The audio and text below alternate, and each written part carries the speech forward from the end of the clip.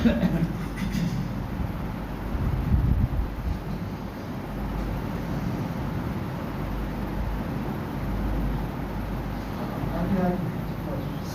علیکم ورحمۃ اللہ وبرکاتہ۔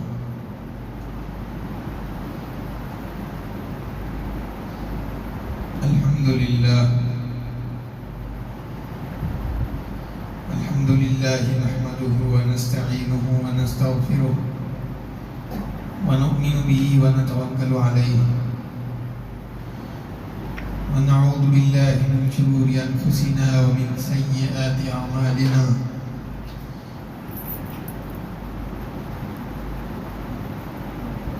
من يهده الله فلا مضل له ومن يضلله فلا هادي له ونشهد أن لا إله إلا الله وحده لا شريك له ونشهد أن سيدنا ونبينا ومولانا محمدا عبده ورسوله أما بعد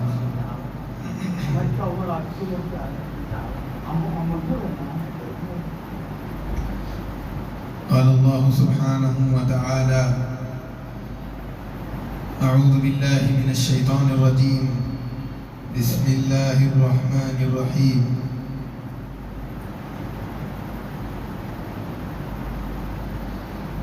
واستشهدوا شهيدين من رجالكم فإن لم يكونا رجلين فرجل وامرأتان ممن ترضون من الشهداء صدق اللہ العظیم۔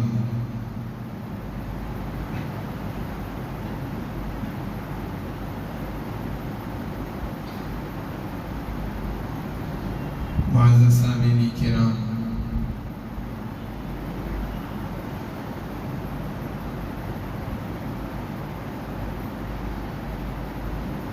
اسلام کی جو 5 بنیادیں ہیں ان میں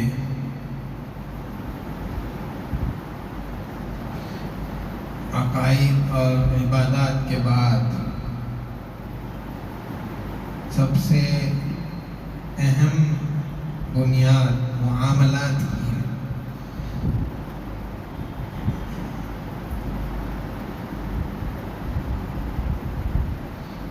معاملات آدمی کے صاف ستھرے رہنے چاہیے۔ آدمی ہر ایک کے ساتھ اس کے حقوق کی ادائیگی کرتے ہوئے اور ہر ایک کے ساتھ میں معاملہ صاف ستھرا رکھتے ہوئے اپنی زندگی گزارنا چاہیے۔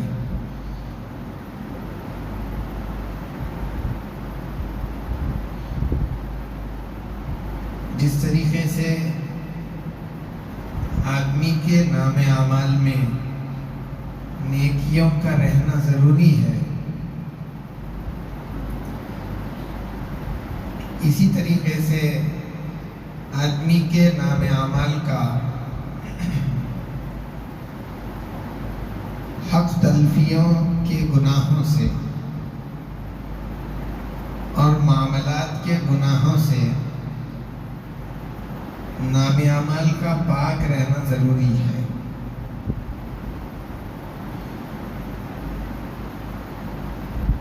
آدمی کے نام اعمال میں اگر نیکیاں زیادہ ہوں تو اس کی وجہ سے دوسروں کے جو حقوق اس آدمی نے دبائے یا ان کو ادا نہیں کیا وہ معاف نہیں ہوں گے۔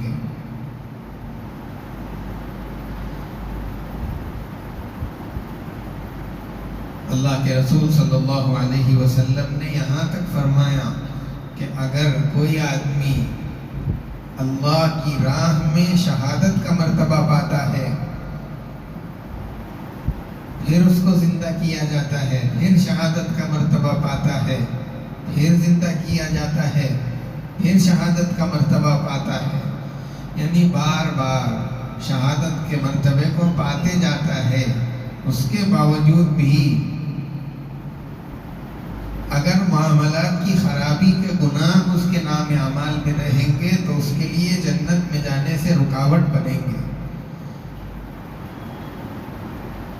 اسی لیے نیک اعمال کے ساتھ آدمی کے معاملات بھی، حقوق بھی پاک صاف ستھرے رہنے چاہیے۔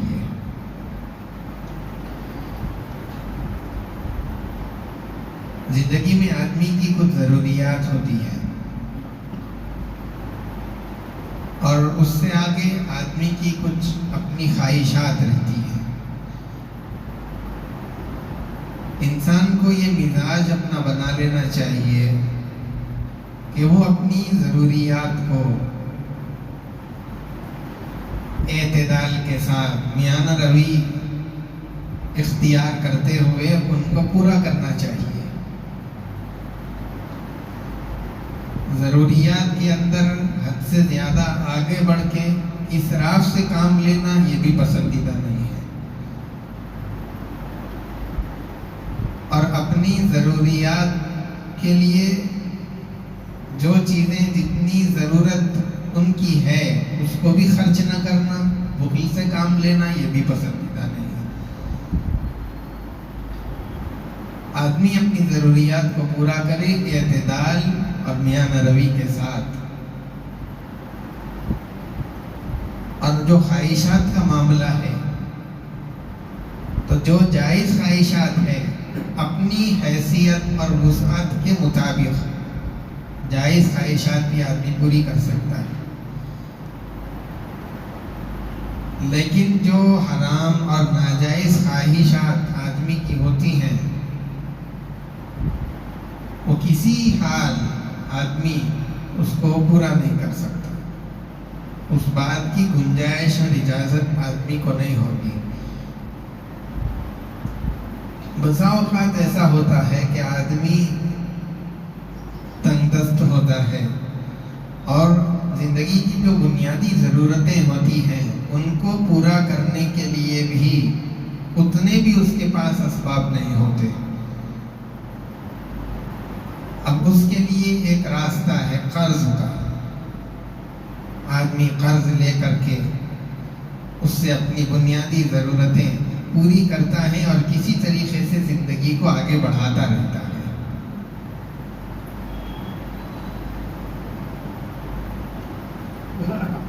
قرض کا معاملہ، اس سے متعلق تعلیمات اور اس سے متعلق احکامات قرآن میں اور اللہ کے نبی صلی اللہ علیہ وسلم کی ارشادات میں موجود ہیں۔ اللہ کے رسول صلی اللہ علیہ وسلم بھی ضرورت کے موقع پر قرض لیا کرتے تھے۔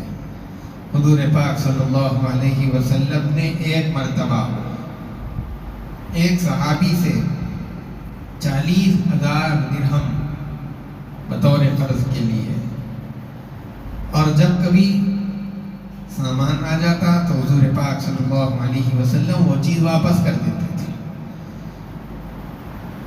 ایک انصاری صحابی رضی اللہ تعالیٰ عنہ کے پاس اللہ کے رسول صلی اللہ علیہ وسلم نے 40 صاع اناج لیا۔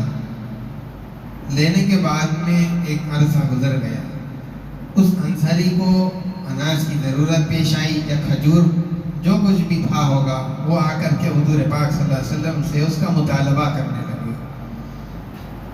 اللہ کے رسول صلی اللہ علیہ وسلم نے فرمایا کہ ابھی تو اس کی ادائیگی کے لیے میرے پاس کچھ نہیں ہے۔ وہ انصاری صحابی رضی اللہ تعالیٰ عنہ کچھ کہنا چاہتے تھے، حضور پاک صلی اللہ علیہ وسلم نے ان کے کہنے سے پہلے ہی کہہ دیا کہ تم صرف میرے بارے میں بھلی بات کہنا، اس لیے کہ قرض لینے والوں میں سب سے بہترین ہوں۔ اور پھر جب سامان حضور پاک صلی اللہ علیہ وسلم کے پاس مہیا ہو گیا تو آپ نے جو 40 صاع لیے تھے وہ بھی ان کو دیے، اور مزید 40 اور اپنی طرف سے ان کو عطا کیے۔ تو اللہ کے رسول صلی اللہ علیہ وسلم بھی ضرورت کے موقع پر قرض لیا کرتے تھے۔ حضرت اما جان عائشہ رضی اللہ تعالیٰ عنہ کا بھی عمل روایات میں لکھا ہوا ہے کہ آپ بھی قرض کا معاملہ کرتی تھی. الغرض قرض اگر ضرورت ہو، ایسی ضرورت کہ قرض لیے بغیر وہ ضرورت پوری نہیں ہو سکتی اور اس کے نہ لینے کی وجہ سے نقصان ہو سکتا ہے، تو ایسے موقع پر آدمی قرض لے سکتا ہے. شریعت میں اس کی بالکل گنجائش ہے.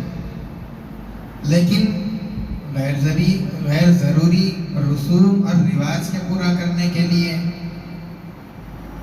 اور بدعات وغیرہ کے اس میں استعمال کرنے کے لیے، یا ایسی چیز جو زندگی کی بنیادی ضروریات میں سے نہیں ہے ان میں استعمال کرنے کے لیے اگر قرض لے رہے ہیں تو اس سے احتیاط کرنا بہتر ہے. اس لیے کہ جس طریقے سے قرض لینے والا اس سے فائدہ اٹھاتا ہے، اس کے بہت سارے نقصانات بھی ہیں.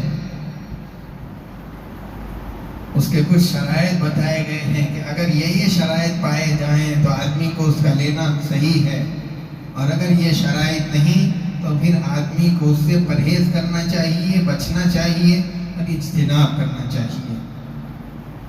تو یہ چیزیں آدمی کو ذہن میں رکھنی چاہیے. ایک شرط تو یہ بتائی گئی کہ آدمی جو جس کام کے لیے قرض لے رہا ہے وہ کام جائز ہونا چاہیے. اب آدمی آج کل اپنی عزت بچانے کے لیے، معاشرے میں اپنی ناک نہ کٹ جائے، خاندان میں اپنا جو مقام ہے وہ برقرار رہے، اس کو باقی رکھنے کے لیے اتنا قرض شادیوں کے موقع پر، تقاریب کے موقع پر، کہ پھر اس کو ادا کرتے کرتے آدمی کی پوری زندگی نکل رہی ہے لیکن وہ ادا نہیں ہو پا رہا. تو غیر ضروری چیزوں کے لیے آدمی قرض نہ لے، جو جائز چیزیں ہیں. اب یہ رسوم و رواج جو شادی سے پہلے اور شادی کے بعد میں اور جہیز اور یہ ساری چیزیں، اس کی اسلام کے اندر کوئی گنجائش ہو ہی نہیں سکتی. ان چیزوں کے لیے آدمی قرض لے رہا ہے اور استعمال کر رہا ہے. تو اس سے آدمی کو خیال رکھنا چاہیے کہ میں جو کام کر رہا ہوں، جس کے لیے میں قرض دوسرے سے لے رہا ہوں، یہ دوسرے کا پیسہ ہے جو میں نے اپنی ضرورت کے لیے لیا ہے. میرا یہ کام جائز ہے کہ نہیں ہے. اور لیتے وقت میں دوسری شرط یہ کہ آدمی لیتے وقت میں اس کی سچی نیت ہو اور سچا ارادہ ہو کہ یہ میں واپس کروں گا، اور ایک مدت بھی متعین کر دی جائے.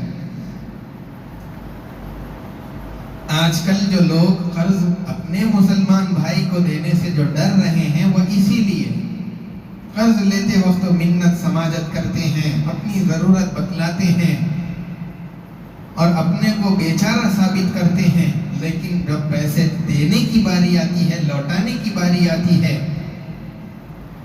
تو پھر اس سے رابطہ بھی بند کر دیتے ہیں. اگر وہ سامنے آ جائے تو راستہ بدل دیتے ہیں، اور اگر کسی طریقے سے وہ پکڑ بھی لے تو کہتے ہیں کہ میں کہاں جا رہا ہوں، میں تو یہیں پر ہوں، ابھی انتظام نہیں ہوا، کل دے دوں گا، پرسوں دے دوں گا. اس طریقے سے بہانے بنانے لگتے ہیں. اسی وجہ سے لوگ قرض دینے سے کتراتے ہیں اور اس سے دور رہنا چاہتے ہیں. کوئی مانگتا بھی ہے تو رکھ کر کے بھی دینے کو دل نہیں کرتا، اس لیے کہ جب ایک مرتبہ سامنے والے کو دے دیا تو اب وہاں سے لوٹ کر آنے کی امید ہی نہیں ہے. اسلام کے اندر جو قرض، ایک تو دو طرح کے قرض چلتے ہیں. ایک تو سود والا قرض، بینک کے ذریعے سے ہو یا کوئی آدمی فائنانسر ہو جو پیسے دیتا ہے اور واپس لیتے وقت میں انٹرسٹ کے ساتھ واپس لیتے ہیں. اس طرح کا قرض لینا جائز نہیں ہے. اللہ کے رسول صلی اللہ علیہ وسلم نے سود دینے والے پر، لینے والے پر اور اس کے معاملات کو لکھنے والے پر اور اس معاملے پر گواہ بننے والے پر، ان چاروں افراد پر حضور پاک صلی اللہ علیہ وسلم نے لعنت فرمائی ہے. اسی لیے ایسا قرض لینا جو واپس کرتے وقت انٹرسٹ کے ساتھ دینا پڑے، یہ تو بالکل جائز ہی نہیں ہے. ہاں، ایسا قرض جتنے پیسے لیے تھے ایک مدت کے بعد اتنے ہی پیسے بغیر کمی زیادتی کے لوٹانے پڑ رہے ہیں، یہ جائز ہے. اس کو قرض حسنہ کہا جاتا ہے. لیکن اب یہ معاملہ ایسا ہو گیا، پہلے تو لوگ لیتے تھے اور اتنا واپس کرتے تھے، اسی لیے قرض حسن۔ اب معاملہ قرض لینا اور واپس پوچھتے وقت ہنسنا، قرض ہنسنا، یہ معاملہ ہو گیا ہے۔ دینے کی کوئی فکر نہیں، کوئی ارادہ نہیں۔ آدمی جب قرض لے رہا ہے تو علماء نے یہ شرط بھی بتائی کہ اتنا قرض لو کہ مدت کے اندر اتنا واپس کرنے کی استطاعت اور اسباب آپ کے پاس موجود ہوں۔ آپ کو اپنے اوپر اعتماد اور یقین ہو کہ میں اب اتنا قرض لے رہا ہوں تو آگے چل کر کے میرے پاس اتنے اسباب ذرائع ہے، میری تجارت ایسی ہے کہ میں اتنے ٹائم میں اتنا قرضہ انتظام کر کے واپس لوٹا سکتا ہوں۔ قرض تو لے رہے ہیں 10 لاکھ کا، 20 لاکھ کا،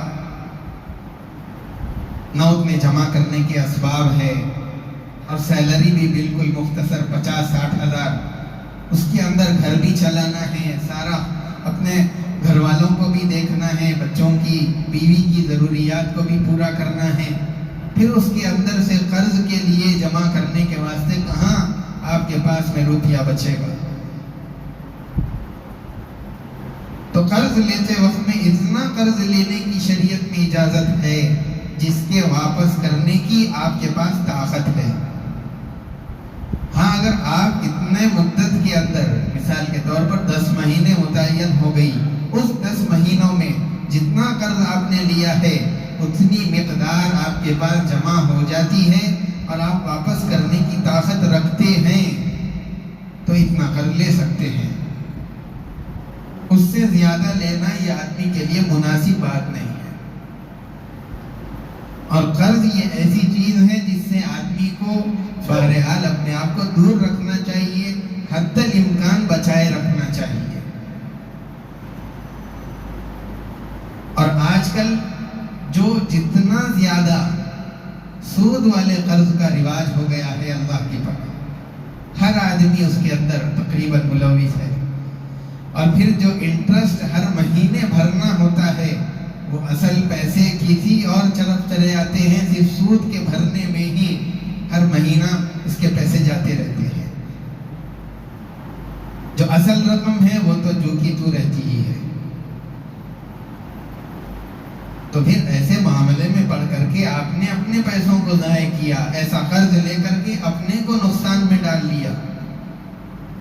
اس طرح کے معاملات میں مسلمان کو پڑھنا ہی نہیں چاہیے، کیونکہ یہ تو سودی معاملہ ہے، اور سود کا معاملہ اسلام میں، شریعت میں اس بات کی اجازت ہی نہیں ہے کہ ایک مسلمان اس طرح کا کام کرے۔ قرآن کریم کے اندر بھی اگر کوئی آدمی قرض لیتا ہے تو اس کی مختلف احکامات، اس کی تعلیمات بتلا دی گئی ہیں۔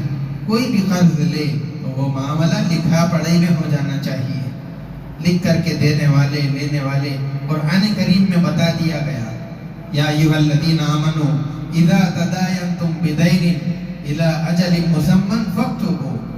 ایک متعینہ مدت تک کے لیے اگر قرض کا معاملہ ہو رہا ہے تو اس کو لکھت میں لا لینا چاہیے، لکھ لینا چاہیے۔ اور یہ رواج صحابہ اکرام رضوان اللہ علیہم اجمعین کے زمانے میں بھی تھا۔ بہت سارے لوگ قرض تو لے لیتے ہیں لیکن زبانی رہتا ہے کہ میں نے اتنا لیا، اتنا دینا ہے۔ لکھا پڑھائی میں رہنا چاہیے، معاملات اس سے صاف ستھرے رہتے ہیں، غلط فہمیاں نہیں ہوتی کہ آپ نے نہیں دیا اور میں نے نہیں لیا۔ سامنے والا کہتا ہے کہ میں نے فلاں رات میں دے دیا تھا، وہ کہتا ہے کہ میں نے لیا ہی نہیں۔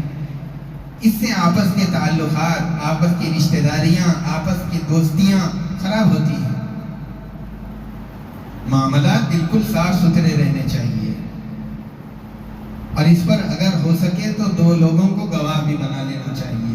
جب کبھی بھی ادائیگی ہو رہی ہے یا قرض لے رہے ہیں، لوگوں کو گواہ بنائیں کہ میں اتنی رقم فلاں تاریخ کو یہ صاحب کو دے رہا ہوں بطور قرض کے۔ وَاسْتَشْهِدُوا شَهِيدَيْنِ مِن رِّجَالِكُمْ، 2 آدمیوں کو یا پھر 1 آدمی کو اور 2 عورتوں کو گواہ بنا لینا چاہیے۔ اور 2 رہیں گے تو اس کے اندر فائدہ یہ ہے کہ ایک بھول جائے گا تو دوسرے کو یاد دلائے گا، اسی لیے دو لوگوں کو اس پر گواہ بنانا چاہیے. اور جو آدمی قرض لے رہا ہے، قرض دینے والا سامنے والے کو کچھ مہلت دے. ایسا نہیں کہ وہ ابھی بھی تنگی کے اندر ہے، قرض کی مدت ہو گئی، اب جا کر کے اس کے پیچھے پڑ گئے. وہ بیچارہ پہلے سے ہی پریشانی میں ہے، اس نے پیسے کا انتظام نہ کر سکا تو آپ کو کہاں سے لا کر کے دے گا؟ اب آپ اس کے پیچھے پڑ جائیں گے تو وہ خواہ مخواہ کے پریشان ہوگا. ان کو مہلت دینی چاہیے یہاں تک کہ ان کے پاس کشادگی آ جائے، کچھ انتظام ہو جائے، پھر وہ آپ کے پیسے آپ کو لوٹائے گا. اور لینے والوں کا بھی یہ ارادہ اور یہ نیت رہنی چاہیے کہ جیسے ہی انتظام ہوگا پہلے اپنے اوپر سے قرض کو مٹاؤں گا، اتاروں گا. یہ نیت ہونی چاہیے. دونوں کے لیے تعلیمات اسلام کے اندر ہے، قرض لینے والے کو بھی اور قرض دینے والے کو بھی، دونوں کے لیے ہے.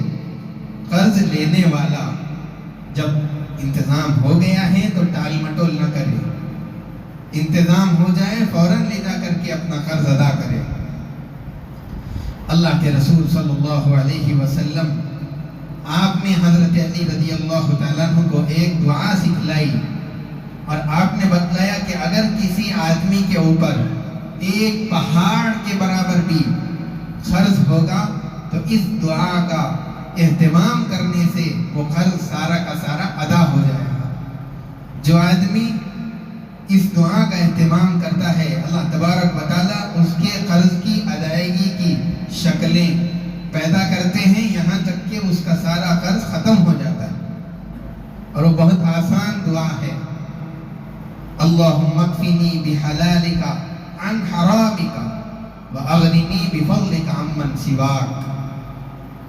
اے اللہ، جن چیزوں کو آپ نے حرام کیا ہے ان سے مجھے بچا کر کے جن چیزوں کو آپ نے حلال کیا ہے وہ چیزیں مجھے عطا فرمائیے، اور مجھے آپ کی ذات کے علاوہ ہر ایک سے بے نیاز کر دیجئے، صرف اپنا محتاج بنائے رکھیے.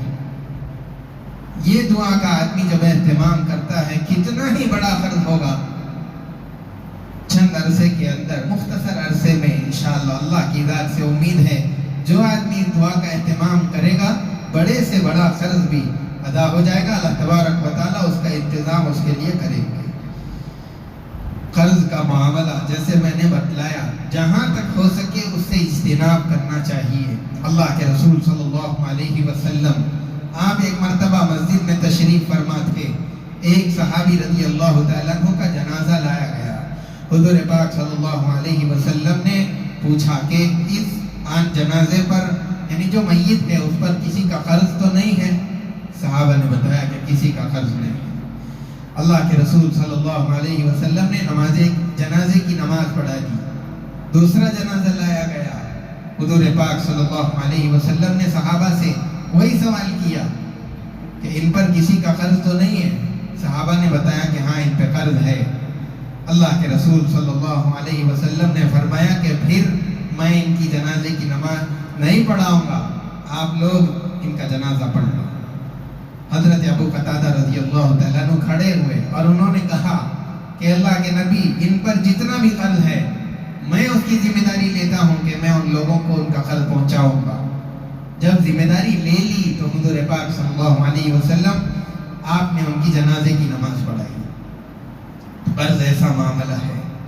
اللہ کے رسول صلی اللہ علیہ وسلم نے دعاؤں کے اندر سکھلا دیا. آپ نے یہ تعلیم فرمائی اور یہ دعا سکھلائی، اللہم انی اعوذ بک من المأثم والمغرم. اے اللہ، میں آپ کی پناہ چاہتا ہوں گناہ کے کام سے بھی اور قرض سے بھی.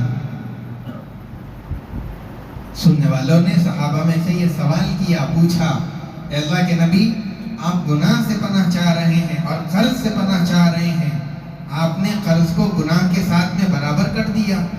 اللہ کے رسول صلی اللہ علیہ وسلم نے فرمایا کہ جب آدمی قرض لیتا ہے، بات کرتا ہے تو جھوٹ بولتا ہے، وعدہ کرتا ہے تو وعدہ خلافی کرتا ہے. اس لیے کہ جب دینے کے لیے کچھ نہیں ہوگا تو سامنے والے سے کہے گا کہ میں فلاں تاریخ کو دے دوں گا، لیکن جب فلاں تاریخ آئے گی تو اپنے وعدے پہ خیر نہیں رہے گا، کہے گا کہ میں ابھی انتظام نہیں ہوا، آگے دے دوں گا. اس طریقے سے اپنی بات کے اندر جھوٹ ملاتا جائے گا. اور یہ جو چیزیں ہیں جھوٹ اور وعدہ خلافی، یہ نفاق کی علامتیں ہیں. آدمی کے اندر اس کی وجہ سے نفاق پیدا ہوتا ہے، اور جو آدمی قرض کے معاملے میں پڑ جاتا ہے تو اس کے لیے دن کی ذلت ہے. جب قرض دینے والا سامنے سے آ جائے تو منہ چرانا پڑتا ہے، اپنی نظریں نیچی ہو جاتی ہے شرم کے مارے، اور رات کے اندر اگر انتظام نہ ہو تو رات کی نیندیں خراب ہو جاتی ہیں، اڑ جاتی ہیں. وہی ٹینشن اور وہی فکر ذہن پر سوار رہتی ہے، زندگی کا چین سکون خراب ہو جاتا ہے.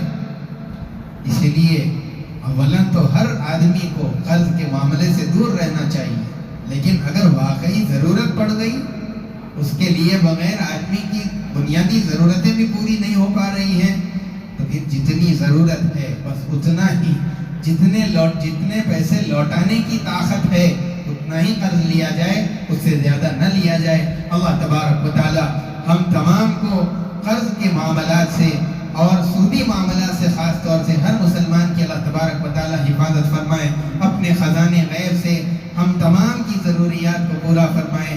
قرض لینے کی کسی آدمی کو نوبت نہ آئے. اللہ تعالیٰ ایسی چین سکون والی زندگی ہم سب کو نصیب فرمائے. سبحان ربک رب العزت عما یصفون وسلام علی المرسلین والحمد للہ رب العالمین. جو حضرات سنت نہیں پڑھے سنت پڑھیں.